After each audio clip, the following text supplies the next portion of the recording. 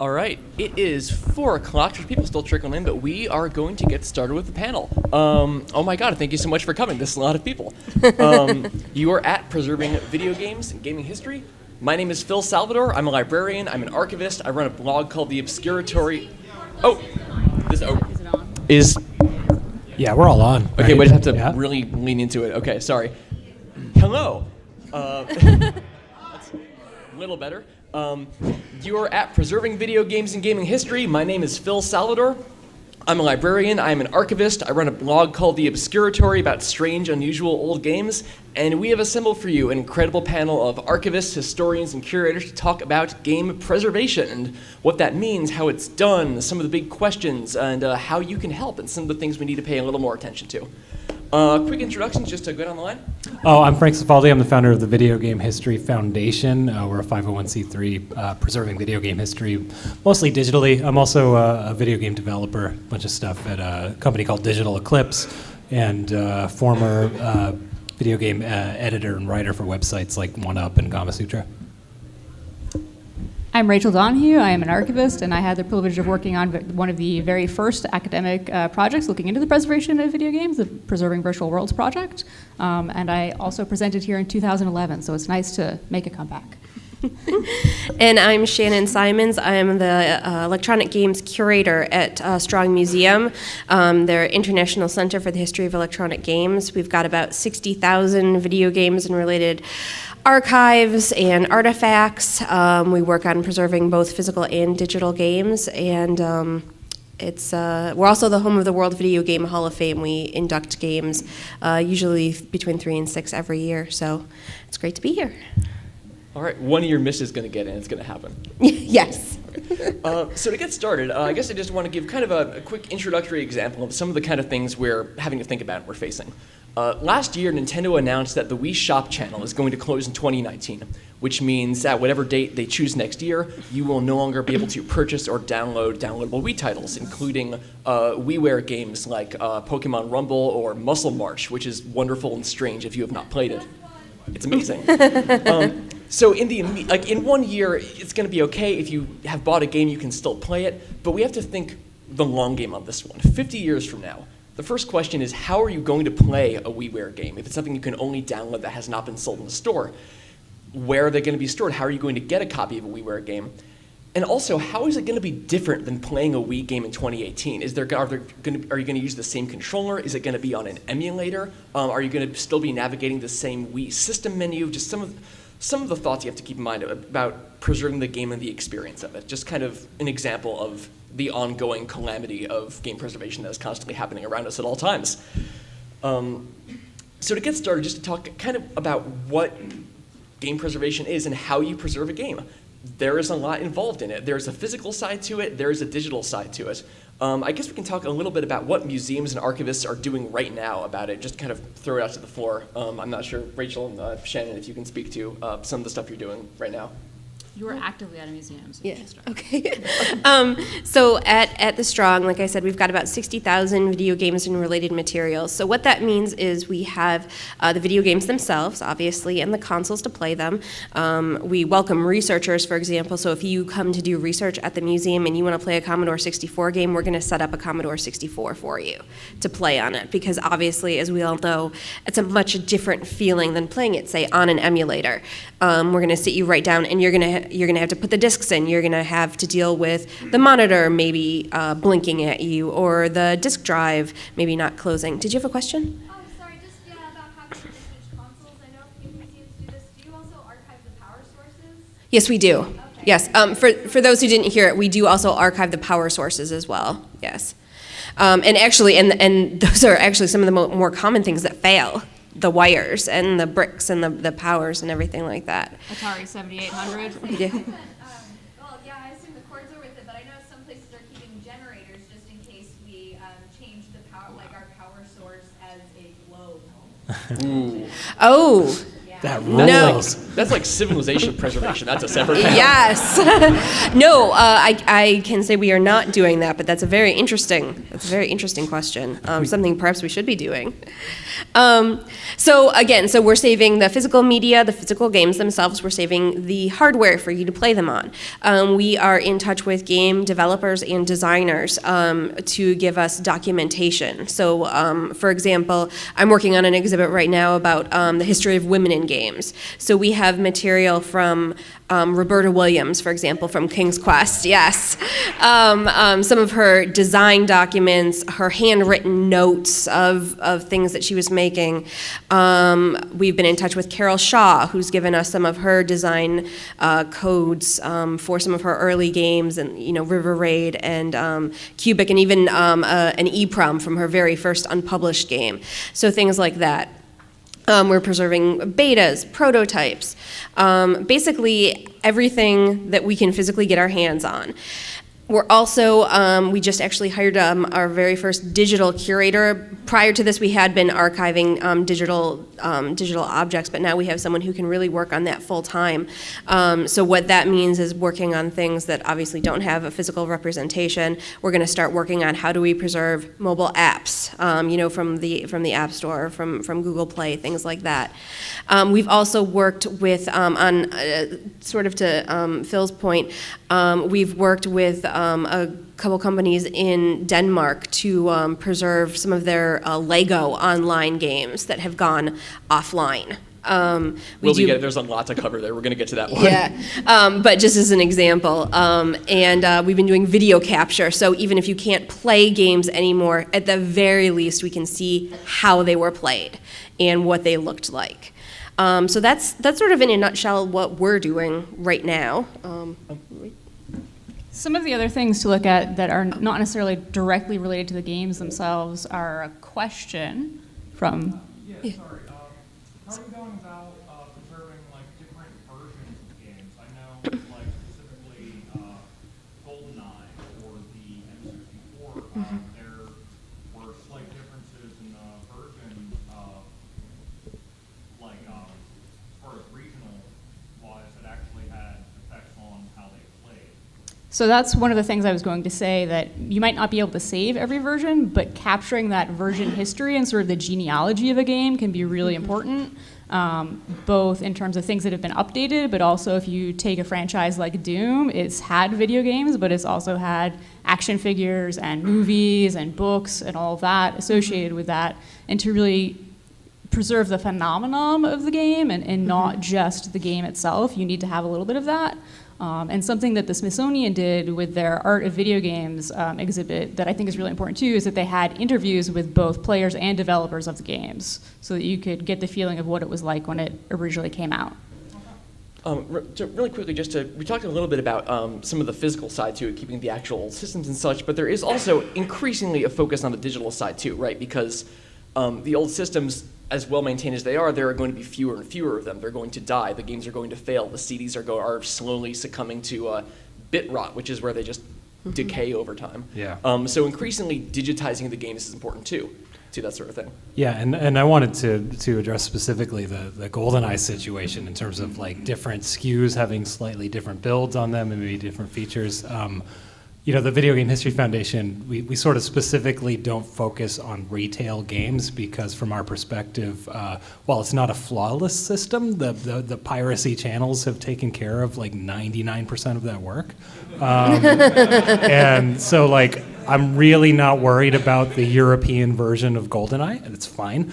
I in fact can probably just download it from the internet right now, I'm sure. But what I'm, to your point though, what really worries me, even for these offline games that we think of as traditionally being kind of easy because you just replicate them, is the idea of, are we preserving pre-patched versions of the games that exist, or are we separating the patches or not, and are we able to sort of modern console games that tend to be tied to a specific console now, so the piracy groups aren't necessarily going to keep track of that. So to your point, yeah, different versions of games is something that keeps me up at night.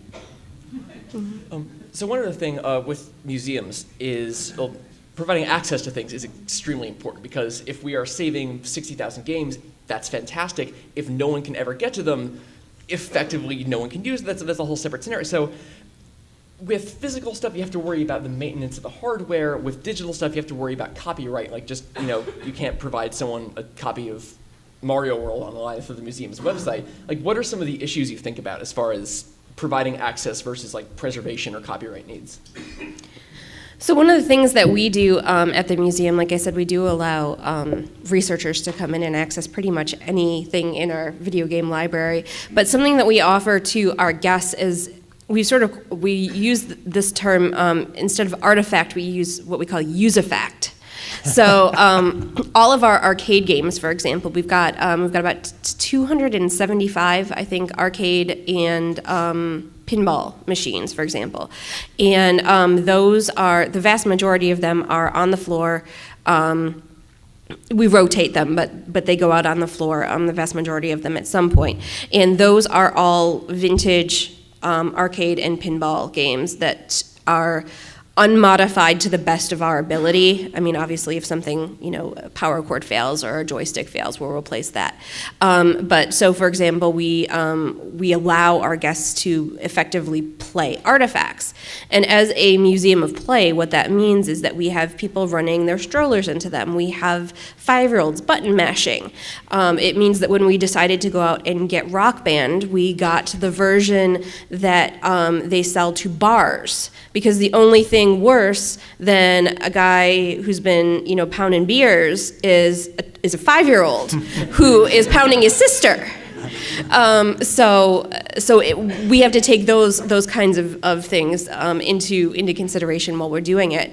But that is something that we have decided to do.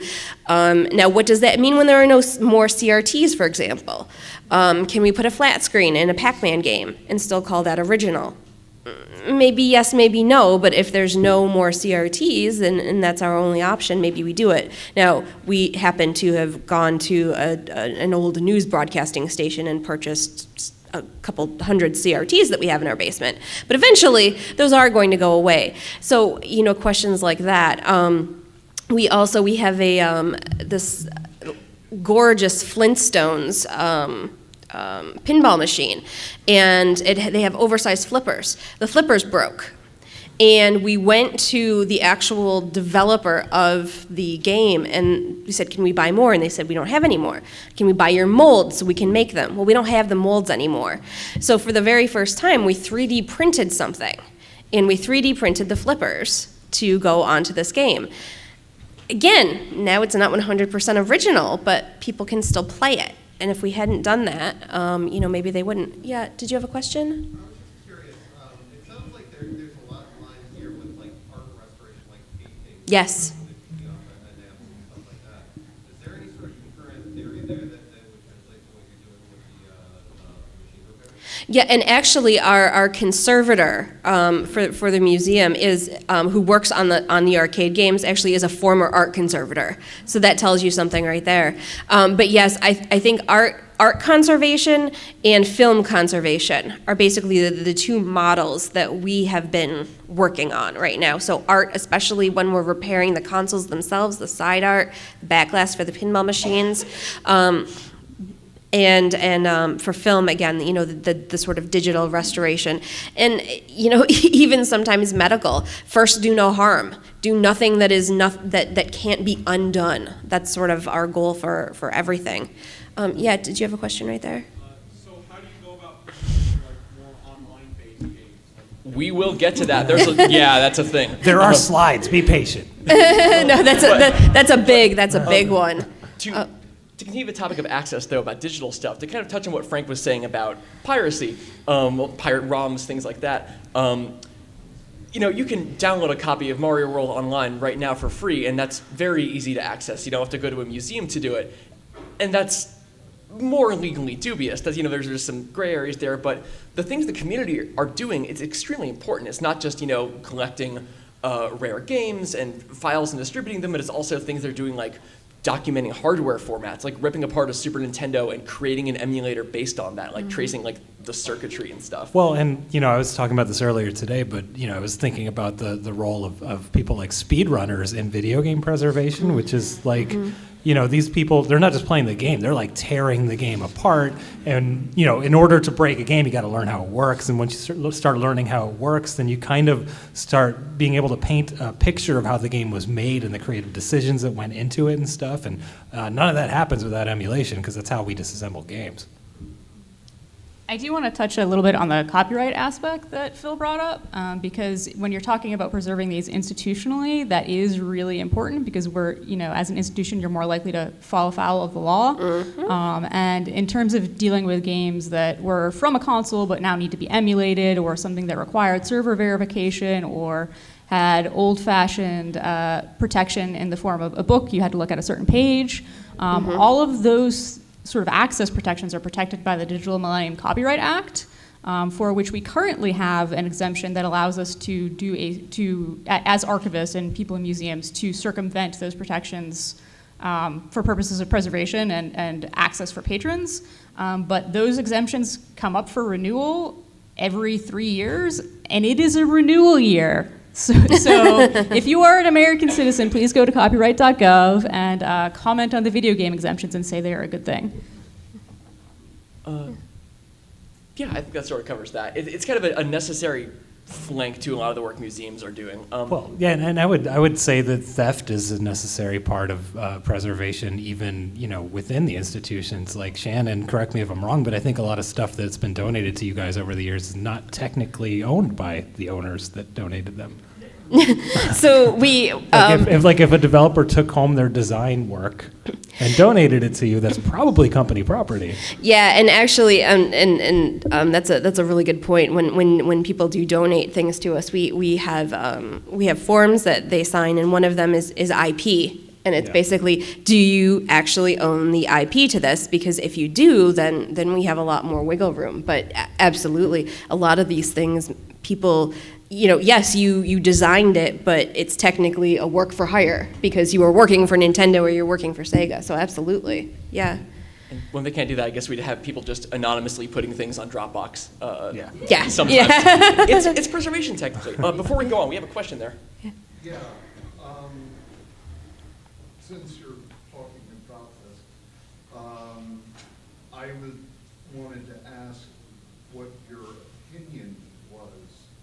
I'm beginning to kind of get the impression of what your opinion might be. But when you have companies that have done things like suicide batteries and arcade machines that make it so that the machine is pulling encrypted data from the ROM on the fly, and the key is being held in volatile memory, and as soon as that battery dies, well, then the key goes away and the game becomes unretrievable, which means that there's no way to ever get the game back. So if I understand, it's about like copy protection stuff, right? Like, yeah, I'm thinking since your goal is preservation, and most of these companies apparently give a rat's ass about preservation. It's getting better. It is getting better. some more than others. What is your opinion on the emulation scene and what they seem to be doing? So I have to be a little bit careful with my response here, being a developer of emulation collections for Capcom, the producer of arcade games that suicide themselves. But my opinion is that the decryption work that's been done in the emulation community has not just benefited fans, but it's also benefited the commercial world, and I'll leave it at that. Yeah, I think that's an example where museums too are relying, I imagine, on some community involvement, some of the things people have done out there as far as decrypting that sort of thing or documenting formats. Yeah, absolutely. I mean, we actually do have one machine in our collection that does have a suicide battery, and it has suicided. And we have not been able to do anything with it since then. So that's something we would have to rely on elsewhere. Now you're gonna test me. It was a Sega machine. I don't. Talk to me after. This guy Thank can you. be suicidal.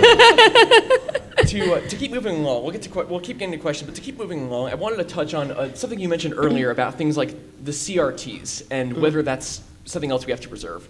So this is a picture. This was interesting. This was the Museum of Modern Art did an exhibit in Paris, and this is from Twitter. This was them showcasing Space Invaders and Tempest on these like dystopian white boxes with just like flat screens and generic controls. And arguably, they've preserved the game files of Space Invaders. Arguably, they have not preserved the experience of playing Space Invaders. Context matters a lot to preservation. There are a ton of things we have to think about. Unique parts to hardware. I know, Frank, especially you work with things that are external to the game, like press clippings and developer materials. I guess Photos of CES, like that one, yeah. yeah. I guess what are some of the things we have to be keeping in mind when we're doing preservation about these things? Well, I mean, something I often say is that, playing a video game in a vacuum is not really giving you the experience of playing that video game, even if it's on original hardware necessarily. I think that without that context of, the creative behind it, the way it was marketed and sold, I mean, like, a good example I always bring up is Citizen Kane, which is a very entertaining movie on its own, but like it's maybe 20% of it is actually watching the movie. Like the other 80% is actually understanding who Hearst was and the relationship with Orson Welles, and like then that's how you actually understand Citizen Kane. And I think that and I'm about to go down the Citizen Kane of video games rabbit hole, I guess. But I think Super Mario Brothers is at least as worth as much culturally as Citizen Kane. I would argue more so. And I think that you don't quite understand Super Mario Brothers if you just come at it from a total blank perspective and play it. I think you have to understand, the way games were leading up to that, the design philosophies that go into it, et cetera. And I don't think you understand that stuff without actually digging up all of these contemporary materials from back then, which, even if you had complete access to Miyamoto, his memory is not nearly as good as actual contemporary sources. So that's kind of a big focus of what we do, is just making sure researchers have contemporary material to actually bring history alive. That's something else we've been thinking about in terms of, say you're preserving an MMO, like we'll just take World of Warcraft. We can preserve the game. We've got the game. We have a server blade to show how the game was hosted. We have magazines. We have artwork, but that's not World of Warcraft. That is, I want to get all of you guys into a room playing, hook it up, have a pizza party, and record you going on a raid, or getting an entire guild or something like that. I mean, that's something that I'll be honest, we haven't done at the museum, and it's something that I think we need to, because how else are we going to actually preserve what that online game means to people, why it was important, something like that. On one more thing in the context topic of your questions I'm also thinking about specific qualities of hardware too, like whether the controller makes a difference, because a lot of games, realistically, playing it on an emulator with like an Xbox controller is generally close to the experience. There are some things where it's obviously more or less. I always think about Pokemon Snap. For people who did not play back in the day, so there was a promo they had with Blockbuster where you could bring your cartridge in and get stickers of your photos, which was so cool. Wait, seriously? They have one?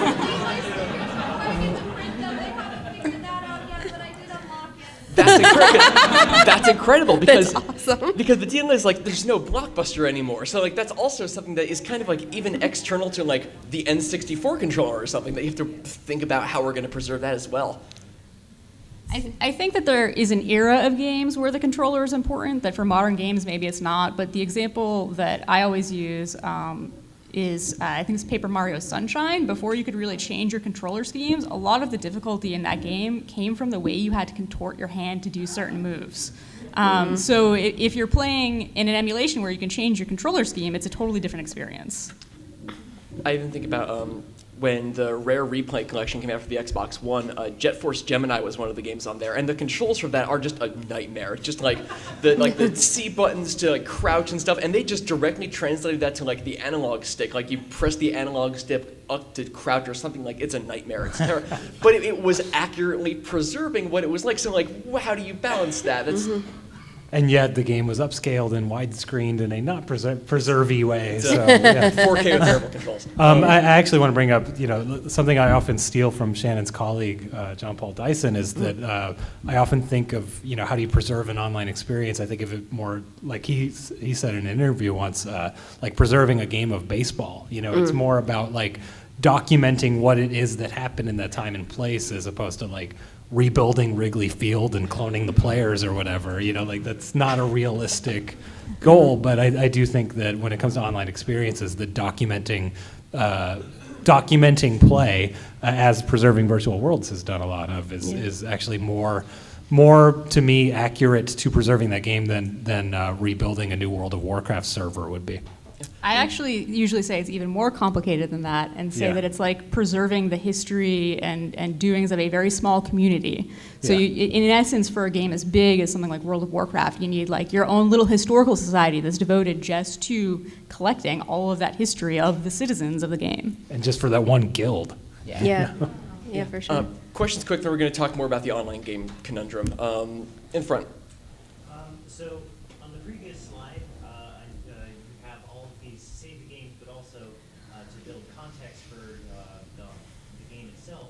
But I'm also not seeing player reaction on that list. We will get to that. That is also on there.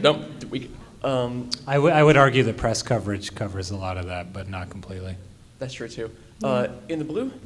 Yeah, well, first of all, if you ever need help holding that 64 controller, I used to have a GeoCities and the perfect way before you got past that. I will get right on Internet Archive and look it up. So you were talking about the MoMA, and they have the flat screens. Isn't the MoMA, aren't their preservation goals slightly different, however? Like they're collecting them more as design objects. Yeah. Like Tempest is an Eames chair. You're never going to sit in it again, but it's important for history. Yep. So just based on how they're coming at preservation, do you think that makes a big difference in how they display their games, how people interact with them? I think that's fair. I think a lot of it is, and just to repeat, the question was about, with the MoMA, they do have slightly different preservation goals. They're looking at them more as design objects, like you said. I think, correct me if I'm wrong, I think a lot of this is context dependent. I think the extent to which you need to have the exact context, it just varies depending on what the institution is, what the goal is of having the game available. I don't know if that, I think that makes sense. Yeah, having been to when I was at Pratt, we went, one of our archives classes, we actually went to visit MoMA's video game collection. So they actually showed us both their exhibit, which is very design, contemporary, made look very contemporary. Space Invaders was like just in the wall, and it was very weird to play. I struggled. I'm like a really good Galaga player, and I struggled to play Space Invaders inside the wall. But they have, like, I'm trying to remember my notes from Pratt, this was like 2 years ago. But they are very focused on like getting like the technology inside the game out and like making sure they save that. But they didn't talk much about like saving like all of this all the ephemera and all the context of the game as much. And now I kind of want to go back to that guy and be like, what are you? That's kind of the beauty of it, though, that everyone's going about it in a slightly different way. Are you preserving games as art? Are you preserving it as history? Are you preserving it as a game itself? And no one's going to do it exactly the same way. And in some ways, I think that's good, because then we'd all be, repeating ourselves. Although in some cases, as Frank mentioned, if someone's doing something really, really well already, that means we don't have to duplicate it, which is to the good. We will have a lot of time for questions at the end. I'm just going to keep moving just to make sure we get everything in here. So for online games, as we've discussed, a lot of stuff there. We discussed, documenting how they were played versus running a server, which, depending on the game, could be, more resource intensive, or you can't run a server for every single MMO that's ever been online. We have to kind of think about what's feasible. There are other options too. Well, I'll talk about some of them that exist too. But did any of you play Glitch, Stuart Butterfield's pre-Slack endeavor? It was an MMO. I see 2 people in the audience. Well, so I loved Glitch. I lived in Glitch. Glitch was my coping mechanism for grad school. And Tiny Speck did something very unusual in that they announced ahead of time that they were closing it, and they released most of the assets into the public domain. So knowing it was coming ahead of time and being at grad school, I did a big, I call it an oral history style survey of the players, to which I got over 300 pages of text from 294 people who completed the survey and an additional 100 who did a few questions. And one of the questions that I asked was, if you saw this game in a museum, what would you want to see?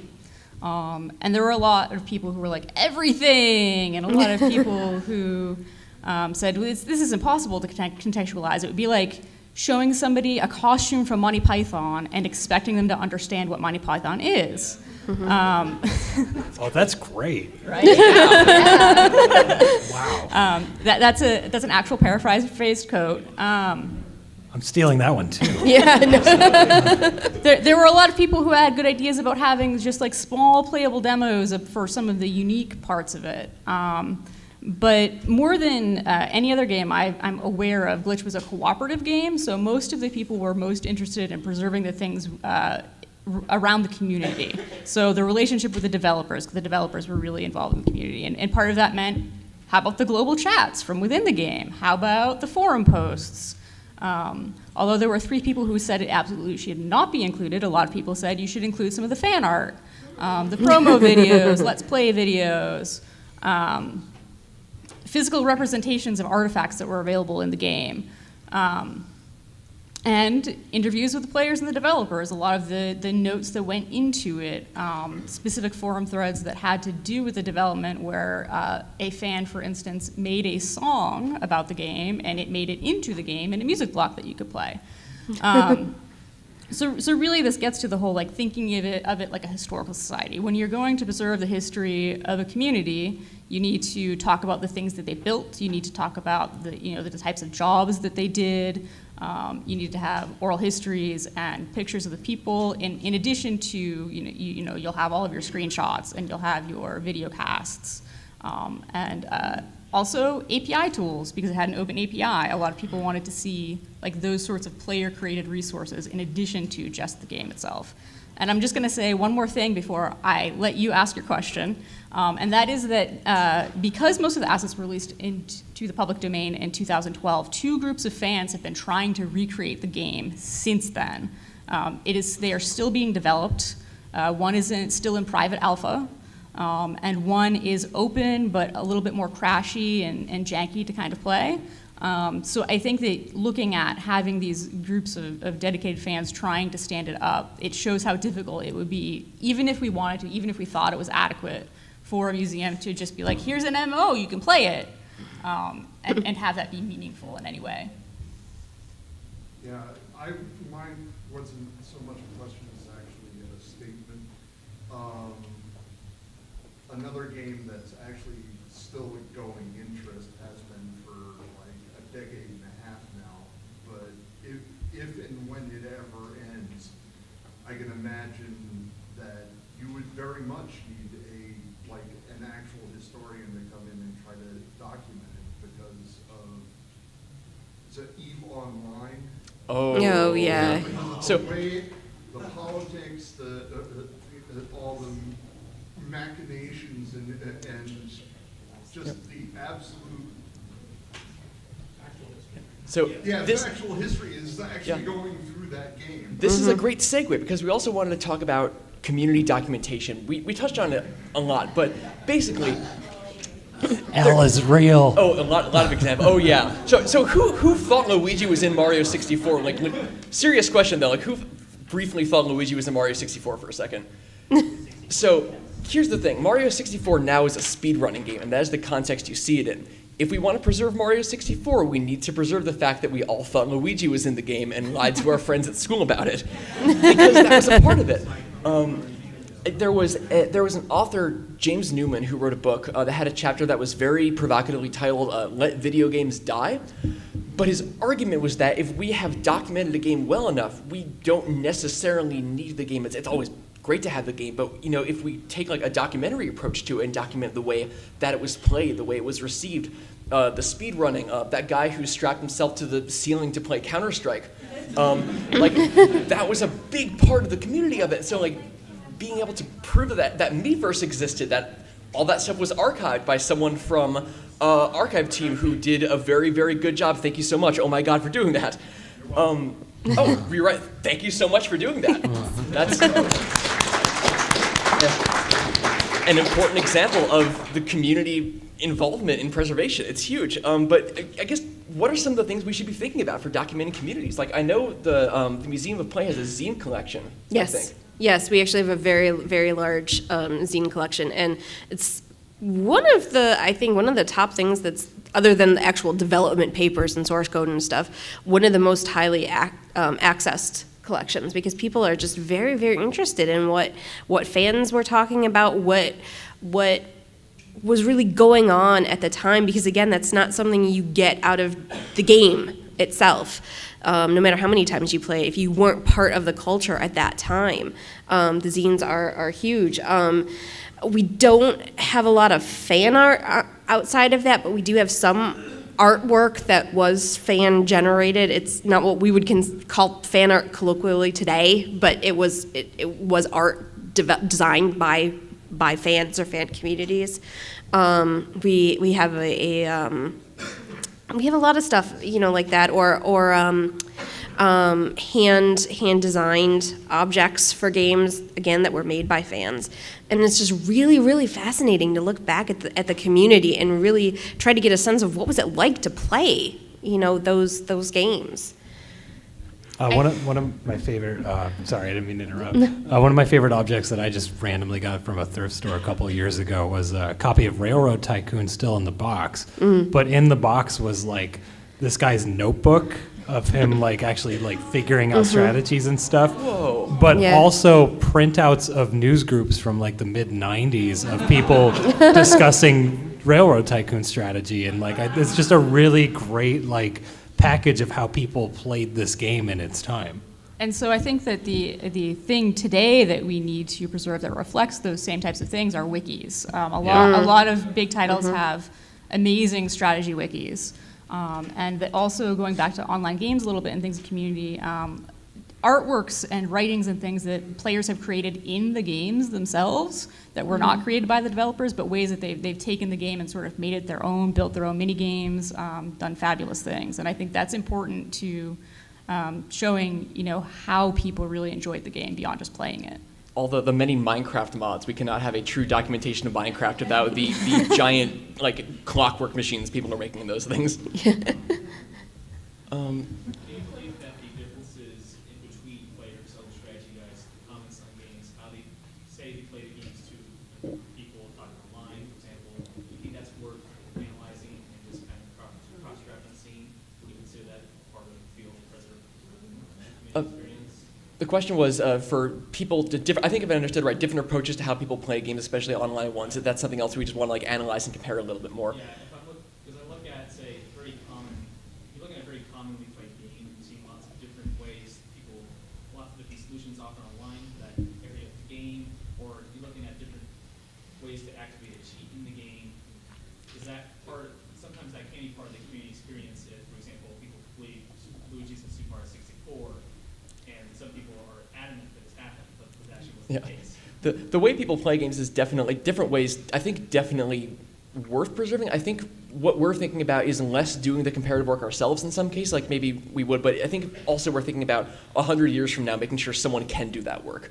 We have a lot on our plates at all times because libraries and museums are underfunded. Please give us more money. Oh my God. Please. Please give us more money. Yeah. And Librarian in the audience applauding. And as an archivist, sort of part of our mandate specifically is not to do interpretation for people as much as we can avoid it. It's impossible to avoid having your biases show through when you're describing things, but it would be to preserve all of the evidence of those, different types of gameplay and let people make their own opinions and analyze it themselves. That would certainly be our our approach as well as a museum. Did you have a question right back there? Yeah. So I'm thinking, how do we preserve the community for a game that's seen a resurgence? An example I'm thinking of in particular is something like Twitch Plays Pokemon, where that developed its own community many, many years after the original release. Can you imagine someone like trying to dig through the chat logs? Of Select times 9. I think in a lot of cases, I think about archaeologists. There's a lot of stuff archaeologists have not done intentionally because they realize that their methods right now could be destructive or not necessarily effective. I feel like I don't know if this is the case, but if we are preserving like a giant Twitch chat for something like Twitch Plays Pokemon, years later when someone has a specific project in mind to research and go through that, it will be I feel terrible saying that's on you, but like that's also like we can preserve it, we can provide access to it, we can provide people with the tools to understand how it is. But I think a lot of that is that thought just kind of stopped. Access terms for that fighting game, though? Yeah, that's something to be developed over time. That is. Yeah, I'm not writing the metadata for that one. Yeah, absolutely not. Crowdsourcing anyone? Yeah. To jump on really.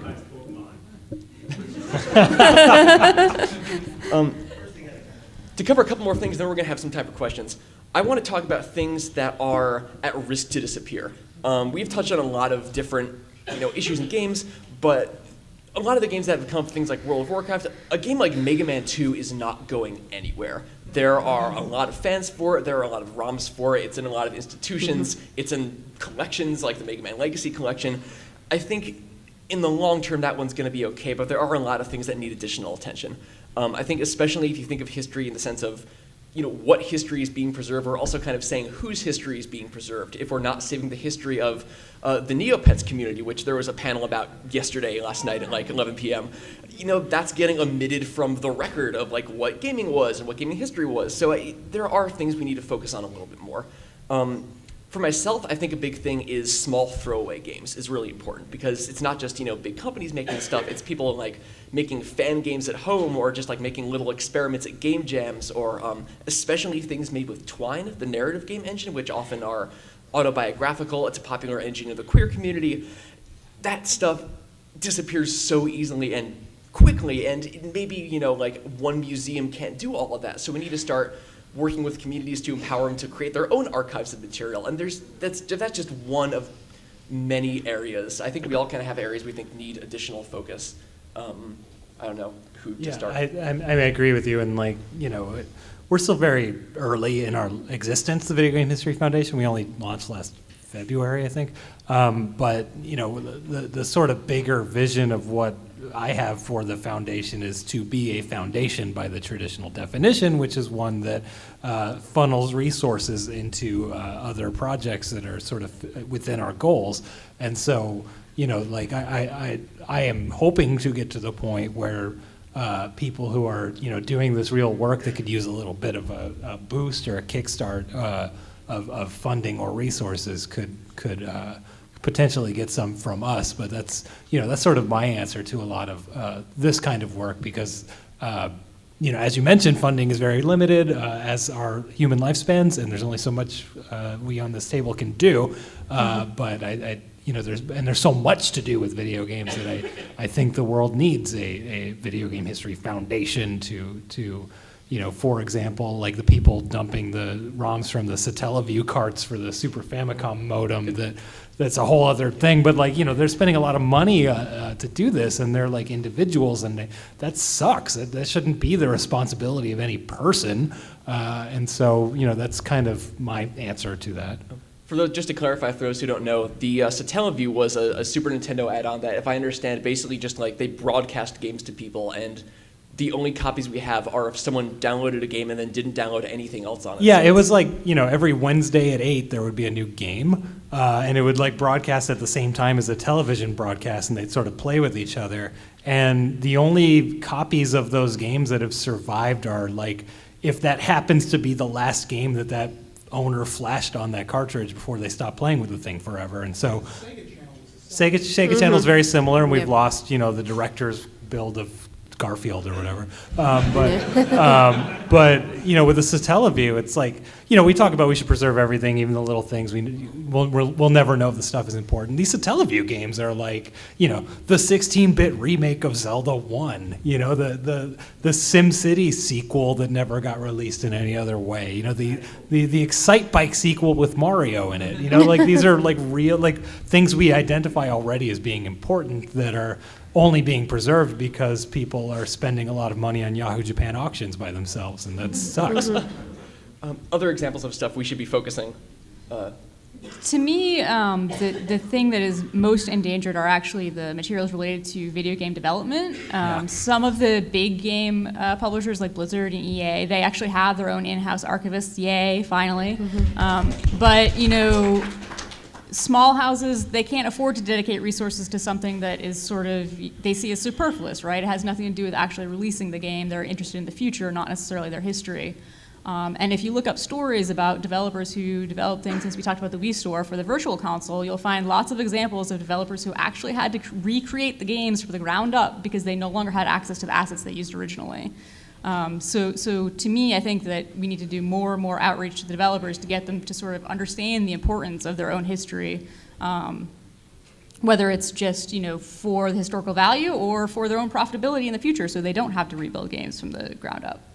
I will say that I think that situation's gotten way better in recent years because we finally figured out a secondary market for video games, which is porting them forward to the next system. But source code for anything prior to like 2000 is just all of it's gone, with the exception of Prince of Persia.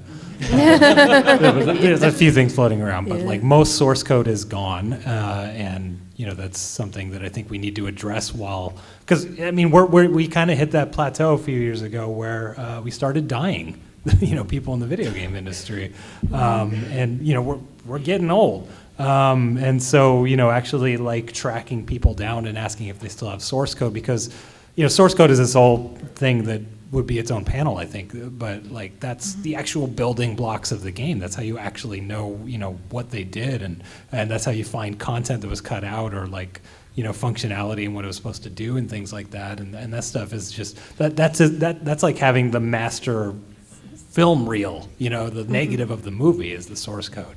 And so the fact that we're missing source code for so much, even in my own development, we've lost source code from like 5 years ago. It's just that it leaves, it goes away, and it sucks. Shannon, if you have any thoughts on Oh, well, I sort of wanted to piggyback a little bit on what Rachel said about what Rachel and Frank said about things, preserving things from developers and how that's changed. So, for example, a couple of years ago, we hired an archivist to go through 35 pallets worth of material from the Atari coin-op division. And all of that was saved by people who were literally dumpster diving. Atari didn't save it.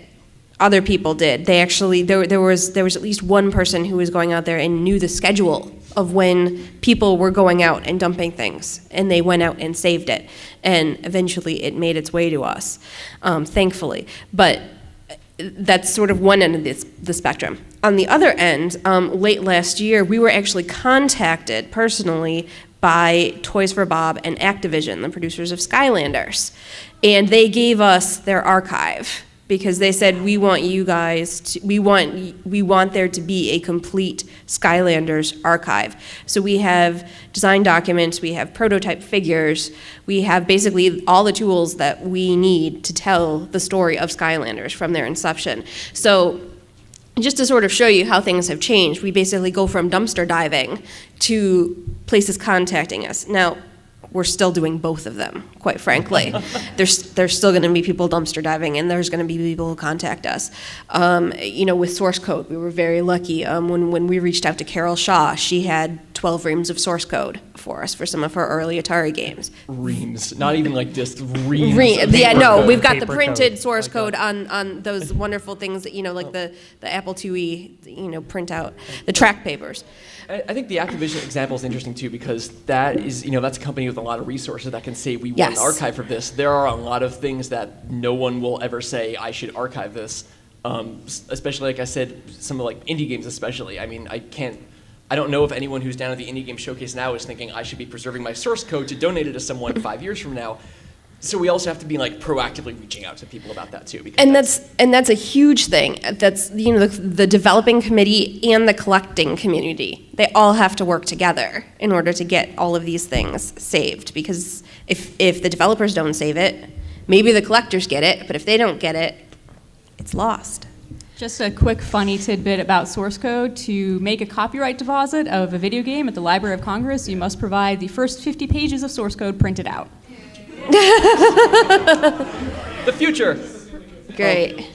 So. Yeah. And by the way, the first 50 pages of source code is nothing. Like, there's no value there. Yeah. So one thing that people have asked about is how you can help with preservation stuff. Just a couple things that we covered. Preserve your experiences, preserve your community, help document the way that you have played games, your friends have played games, the guilds that you're in. That is very important. If you have coding skills, contribute them to projects where people are doing things like emulation, people like things the Internet Archive is doing with their emulators in their browser. We need people who can contribute to those kind of things. Or money too is also wonderful and great. Yay. If you have rare stuff, get it to people who can take care of it, back it up, put it online, give it to a museum, give it to one of us, anything like that. Just make sure it's being taken care of. Keep the conversation going, honestly, is a huge part of it. A lot of these questions have not come up from a lot of people, and for a lot of people, I guess. And force your friends to talk about this. Force them to ask developers about it. Yeah, I think that's necessary. A really simple thing you can do too is if there's a game-related website you think is really important, check to see if it's being archived on the Wayback Machine, and if it's not, fix that. Yeah. And as Rachel said, support copyright exemptions. We need the DMCA exemptions. It would be nicer if we had an even broader expansion for what we can do legally within a library, archive, etc. Would be fantastic and wonderful. And you can comment just by saying, I agree. You don't necessarily need to write a diatribe. Although you could if you want. Yes. Where do they do that again? At copyright.gov. And is it like really obvious on the front page where It's really obvious where the DMCA materials are held, and there's a link from the DMCA page to the current ruling and comment period. All right. So we have about 10 minutes for questions. This is intimidating. Where do we go from here? You, Grace, gray cardigan glasses, yes. Yes. So I'm actually a copyright wonk who does the DMCA policy stuff. Oh. So I actually filed with the video game exemptions. Just had to cram that in on December 18th. So I guess I was wondering if you guys could talk about like what the challenges are with archiving. Like MMOs are kind of the prototypical like what people think of. Like there was the Nostalgia shutdown, which kind of got into some copyright stuff about how you had to mimic server-side software. And I guess just my question would be twofold. What has been your experience with trying to archive these like very server-reliant games? And the second is, what do you think archives can do to get more involved to like kind of raise awareness about the fact that there even are video game museums, and especially at the governmental level? Because I've been met with a lot of head scratching talking about this, so I'm just sort of curious what you think. Who it is? I mean, I think that copyright is one of the biggest barriers to preserving something like an MMO in the current exemption, which is being renewed. It's for games that have server-based aspects that are required to play, but it specifically excludes MMOs. So even if you're an archivist, even if you're going to save this at your institution and never let anybody play it, technically, legally, you cannot preserve an MMO. But in terms of spreading awareness, I mean, the solution that it's not the solution, but something that we try to do at the Video Game History Foundation is sort of mainstream video game history as being a cool thing by interpreting artifacts and writing articles that are relatable to the general public and sort of like exposing the processes that went into that research and making it interesting and fun is something that I think a lot of us sort of struggle with because a lot of it is very boring work. But I think just getting the public on your side is probably like a good strategy in most things, and I think that's for preserving video game history that strategy works. For one example specifically, since you had mentioned experiences doing server-based stuff, there was a not very great but still interesting multiplayer game a while ago called Control Monger. It was like a shooter where you have a hovercraft and you blow things up. It's just been missing, and I had to track down the developer and say, do you still have the server files? And he sent like a loose zip with just like random files and like still debug stuff sitting around in it. It was a mess. My friend Justin tried to help me run it on a virtual server, and it was not it was built on like an old version of DirectX that you can't get anymore. It was just a whole giant disaster. So I imagine even with things that aren't necessarily MMOs, even if you wanted to run like a multiplayer server for an older game, there are just being able to access older OSs and hardware and stuff like that probably matters a lot to making sure that's... Well, and you're probably familiar with the Neo Habitat project. So Habitat was the first virtual world, arguably, and it was by Lucasfilm Games. It was like right before Maniac Mansion, they made an MMO. And in order to get that game back online, it was the original two engineers sat down and rebuilt everything to get it up again. Even though they had like the actual physical server there, it was easier to spend a year rewriting it all so it's like it's not easy work even if you have the source code. Yeah. We also just got permission to spill over for a while, so we can just keep answering questions for a bit. There was a hand way in the back. That's you. Yes, you. I'm going to say I'm all the way back here. So, something that I've been worrying about, it seems like it's sort of relevant, is that as time goes on, the amount of information involved in keeping the history of games will reach some sort of critical mass, where the number of people researching will not match the amount of information available. Is there ever a fear that maintaining less culturally relevant games are you afraid that information will ever just become ancient knowledge, that people don't maintain and it just falls to waste? The question was, if we continue collecting, essentially, if we continue collecting so much, is there going to reach a point where we hit a critical mass where some things are just essentially archaic enough that there's nothing we can really do with it? Right. Are you afraid that some of your work with less popular games is just going to become a moot point and it's just going to become ancient knowledge? I don't think we have I don't think we're allowed to worry about that. Like I think you just, we can't predict that, and if we start thinking in those terms, then we're gonna, I think do less of the work that could be important in the future. I mean, you just can't predict when something is going to end up being, culturally relevant and important. I'll give an example from my own life, which is that in 2004, I acquired and leaked on the internet an unreleased Sega CD game called Penn and Teller's Smoke and Mirrors, and that has since raised millions and millions of dollars for charity, and that I could not have known that. So I think you just can't limit yourself by thinking like that.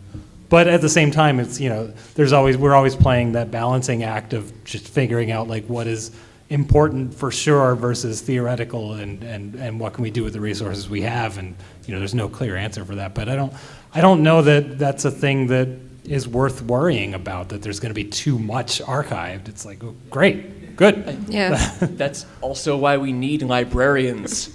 We help people navigate information and find their way through information.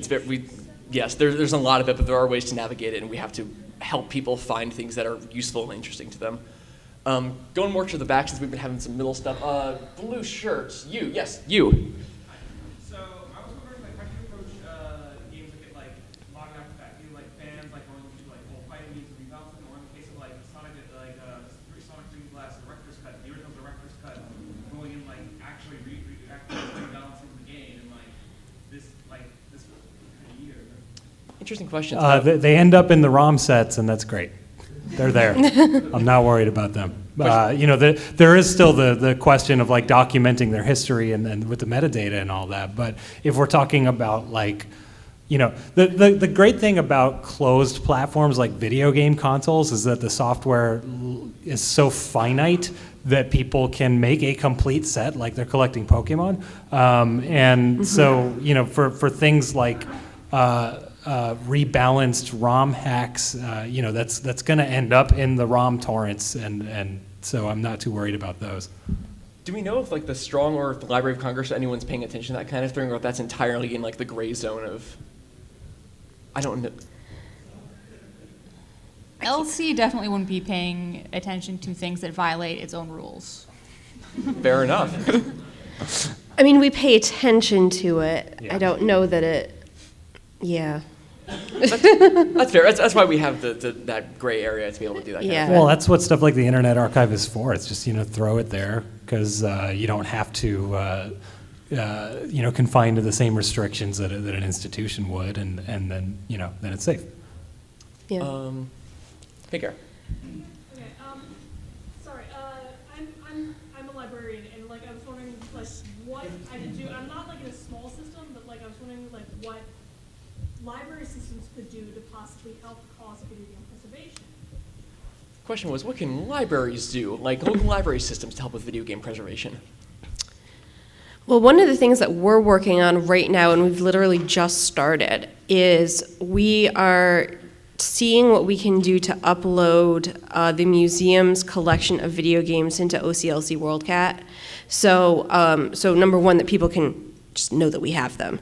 But number two, to see what other institutions are doing the same thing that we're doing. So it's sort of a roundabout way of saying I don't know that there's much that libraries can do in terms of actually preserving. I mean, you can preserve the games, obviously, but I mean, what we really need is a database, I think, that really allows people to be able to search for these things, a single database. And that's one of the reasons why we're trying OCLC, because WorldCat is close to a universal database. But we've also been working with people in Japan who are trying to put together through Ritsumeikan University in Tokyo, and they are trying to do that for all of Japan, for example. Where are all the Japanese games?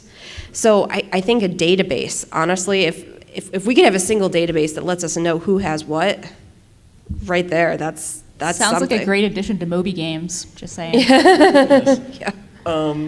Jason Scott from the Internet Archive. I just want to say, if you're a librarian who works in a library system, check to see if there are idea sessions or there are low-grade sets of software, because there's a trend in libraries to purchase software until they figure out it was a fool's game, and so there's lots of boxed software that gets yanked off the system, and in the warehousing system, there'll be piles of Apple II, Commodore, other programs that are lost, or are special education ones that never got crackers or interest.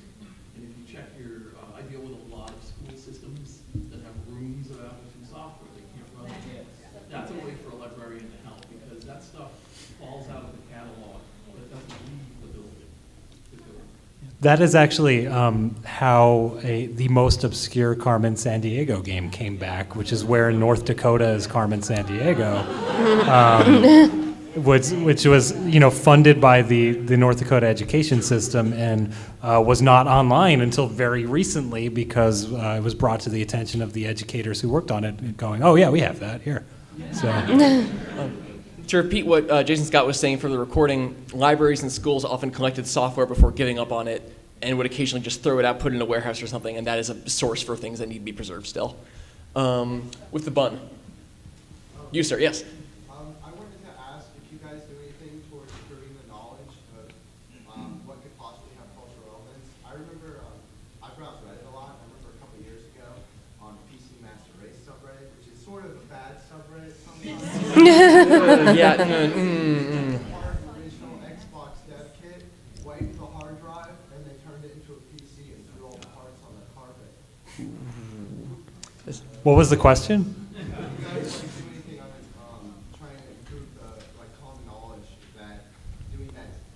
Oh. Common sense isn't quite so common anymore. The question, to repeat it, was how do we prevent people from just finding something that is rare and historical and then just throwing it away or repurposing it or something like that? I think a big part of it, that's why I was saying keeping the conversation going. I think a lot of people who are excited about games, people who are coming to MAGFest, haven't thought a lot about some of these issues, that they might say, oh yeah, of course, yeah, the games we're playing, the arcade games, they're going to be around forever. It's like, no, there's one person who knows how to fix the river rafting game they have in the arcade hall downstairs, and when they're dead, that's it. We need to let people know this is not a solved thing. This is an ongoing thing. If there is an interesting item, we need to bring it to people to figure out what to do with it. Well, and the sort of the mixed blessing of that is that video game stuff is worth a lot of money now. So when people find something that's kind of weird, typically they'll try to make money off of it before they destroy it. Although, I mean, there's still examples, like, I don't know if you guys saw the weird countertop display Game & Watch thing that someone found. So Nintendo Game & Watch was, their first portable. There were these little LCD games, and someone found this, like, bar top of a Game & Watch, and no one knows what it is, if it's like a dealer demo or you know what I mean, or something that would be in the store to try out the game. But the guy who found it on the curb almost put a Raspberry Pi in it with emulators before someone stopped him. So like that's the only known copy of this Nintendo thing. So it still happens. And that's actually, just to add something off of that, the fact that people do try to make money off of it, number one is good because it brings it to our attention, but the bad thing about it is, again, always coming back to money. People have come, for example, to me at the museum and saying, I have insert very rare XYZ here, I'll sell it to you for $5,000 or $100,000 or whatever. And it's like, I don't have that money to give you. And maybe you can get it on eBay, but then it's just going to go into someone else's basement, and then someone else's basement. So if you have something that's rare and that's worth preserving, not to be Indiana Jones here, but it belongs in a museum. Absolutely have the right to say that. So if you know of anyone or you see people who are trying to sell things for top prices because they want the money, I understand that. We all want money. But let's get it in museums so that we can all see it, or archives, or somewhere to someone who can preserve it and not just sit in someone else's basement. We'll put your name in the finding aid. Yes, yes. You will live forever in a document. Yep. Yes, you can get tax deductions. You can keep a prototype forever, or not pay taxes and live forever in a library. So. Yeah. And Shannon, to your point about the database too, it's like, a lot of times people will come to me and be like, I have this rare retail game. Is this important? Should someone have it? And like, without that database of knowing who has what, it's like, I don't know if an institution has this particular version of this game, so I don't know how to answer that question. And I'm not gonna tell you not to make thousands of dollars on eBay on a hunch. You know what I mean? Right. Like, Yeah. So like if we have this sort of database, and I like your idea of Moby Games being a database of this stuff, but that has its own limitations. If we know who has what, then that sort of dilemma is easier to solve. And in my experience, if someone knows that what they have is like not available to anyone, that's what opens that door to the donation. Exactly. More than anything, because people, for the most part, I think people are probably pretty good, and I think they just need that inspiration. Yeah. And if we can say definitively, like, this is not in any library, yes, then I think that opens a lot of doors for that. Absolutely. We have we got a 10-minute warning about 5 minutes ago, so we've got about 5 minutes. This many minutes.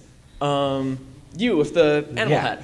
I have a question about what the conversation would be that you would have with, like, say you wanted to, or had the money to preserve something like Steam or Newgrounds.